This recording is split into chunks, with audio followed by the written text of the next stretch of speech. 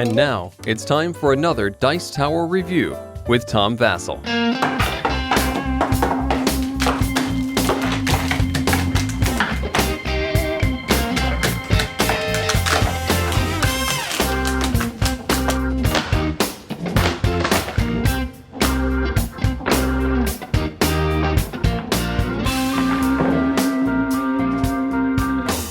Today we're taking a look at a game called Briefcase. It would be cool if it actually came in like a little briefcase, but the game is about the business world, and essentially what Briefcase is it's a deck building game, kind of. If you don't like deck building games, don't turn off the video screaming. You're building a deck kind of well, only 4 different cards, and you're basically using these to buy businesses, and the game is all about getting these businesses and activating them to use their special abilities to then that lets you buy more businesses. Let me show you. You can see here the setup of the game, there's a lot of things going on, but the main thing are these 4 cards here, A, B, O, and H. You're going to actually start with a deck of 12 cards that are made up of 8 of the obstacle cards, 3 of the activation cards, and 3 of the buy cards. So activate, buy, obstacle, and then H stands for higher, but you don't actually start with any of those. You're going to shuffle these cards, and you're going to have 4 of them that you will draw on your turn, and depending what you draw is what you will, the actions that you can do with each of those cards. You're also going to start with a power plant, and this power plant is kind of an example of all the different buildings that you can buy during the course of the game. When you buy a building on your turn, you have to pay a number of buy cards that are equal to the cost. The power plant is free, but let's say you wanted to buy the logistics company, it would cost you 2 buys cards that you would spend those, you would discard them in your pile, you don't lose them, and at the end of your turn you would draw 4 more cards. But that's how much it costs. When you buy a company, or the power plant even when you start with it, they are not activated. To activate a company, you're going to need different resources. The cost of these resources is down here. You can see I need steel, concrete, and personnel. Here I need steel and personnel. That comes from over here. Over here are different resources that you can buy. Actually, there's 6 resources. These are the 4 main ones, but there's also an import one here, which is kind of a wild resource, and energy, which actually can't be bought, but there's some of the buildings, well, your power plant especially, will provide it. Each buy card that you spend will let you buy one of these resources. However, some of the resources, you see those big red nose anti-Ghostbuster signs, those resources you can't buy, but you can discard any 2 cards, and that's your main thing you'll use obstacle cards for, to move one of these to another spot so that you can buy the resource you want, or of course you can always buy from the wild ones. Now, once you have enough resources, and you can have 5 resources, let's say I have a steel and a personnel, I can then use that on my turn with an activate card to activate this building. When you activate a building, it will give you the activation thing over here. So this will give me 2 energy. In the future, I can activate it again, and that's fine. But what this means now is at the end of the game, it's worth 1 victory point to me. It's not worth anything. This logistic company is not worth anything right now. But if I activate it, it will give me another obstacle card in my deck. It will give me this special ability here, where I can use 2 and a buy for wild and things. There's each of the buildings has a special ability, but they are ways to get other cards in your deck. So, say for example, I bought a refinery. I would want to activate this as much as I possibly could because it gives me more buy cards for my deck. And you can see that buy cards are very useful because they let you buy resources and buy more buildings.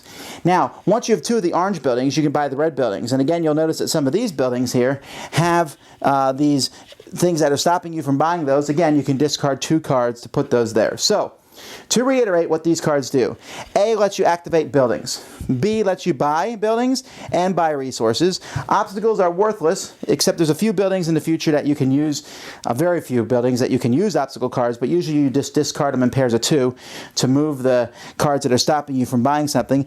H are cards that you can get through some of the buildings, and you can use those to pay someone else half the resources and to bank the other half to use their building's special ability. Now, as the game progresses, these piles are going to run out because when you buy these resources and you spend them, they do not go back to the pile. Energy does, but it's the only one that does. And so when 2 of those resource piles are run out, the game's over, or when a certain number of buildings are run out. Once you have 2 orange buildings, you can start buying the red buildings. And you can see here Many of the red buildings have higher point values. For example, this high-tech company is worth 6 points, so that's worth quite a bit if you can get that on the table. And another thing you can do on your turn, and I didn't mention this, you can't do it till you buy 2 orange buildings, is you can use buy cards. You can discard them permanently from your hand with an activate by using an activate card, and that will let you buy these victory point cards, and these are worth victory points at the end of the game. And that's how you play. Briefcase has some very interesting things to it. The fact that the deck is only made up of 4 cards, and you're kind of trying to keep those, and buys and activates, and buys are really, really useful at the beginning of the game, and as the game progresses, activate cards become more useful. And higher cards can be useful in the right situation. You can really use someone's building to your advantage, but you have to be careful because you're giving them some free resources to do so. Picking the right buildings is going to matter, and there's a whole pile of buildings. There's 8 orange and 6 reds, but there's many more buildings in the game, so there's special randomizer cards, and each randomizer card tells you how many of that card to put in the game depending on players. Everything changes based on number of players. Resources, the number of action cards in the game, and so on. So it's an interesting game, and it works, and it flows pretty smoothly, but I don't like it, and this is why.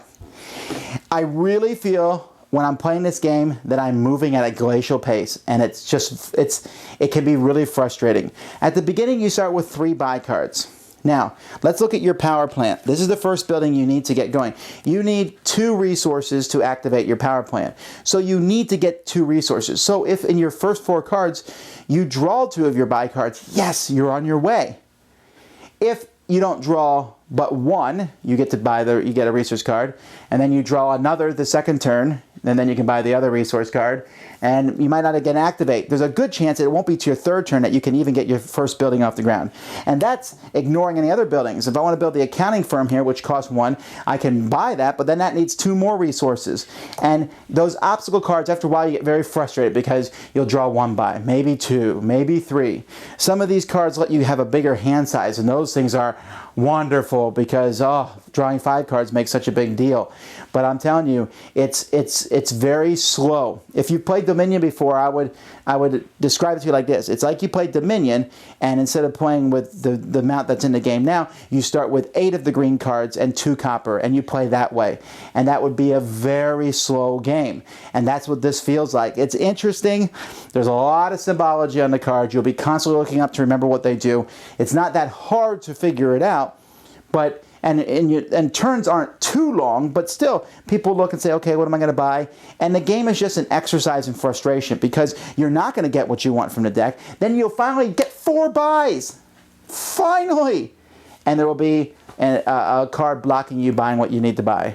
Or you'll have a couple buys and your other cards are different, and so you can't buy the cards that you want from the resources. It's just this constant... It's brutal. And again, I know some people like that. And some of you are probably sitting there going, well, that sounds great. That's good. But for me, I don't mind if the game's somewhat brutal, but I want a game to give me a fighting chance. And this one does, but it just feels like it's so long and so slow. Briefcase in 30 minutes, 45 minutes, an hour would have been a really fun game. Now it's taking an hour and a half, 2 hours, and it just feels like you're slogging the whole time. That's why I don't like it. The artwork is good. I like the idea of activating buildings and resources. The whole idea is good. It's just that you simply start out very slow, and right when you finally think you're going at a decent pace, the game is over. And it shouldn't be that way. I never feel like I'm really getting ahead in this game ever, and for that main reason, I don't like it. Thanks so much for watching the Dice Tower videos. Find more great videos and reviews, as well as our top-rated audio podcast at Dicetower.com. You can also find the latest board game news at Dicetowernews.com. I'm Eric Summerer, and you've been watching The Dice Tower. The Dice Tower is sponsored by Fun Again Games, the world's best game source. Fun Again Games has over 5,000 games available. Check them out at funagain.com. Shut the door! That's right. Shut it. There.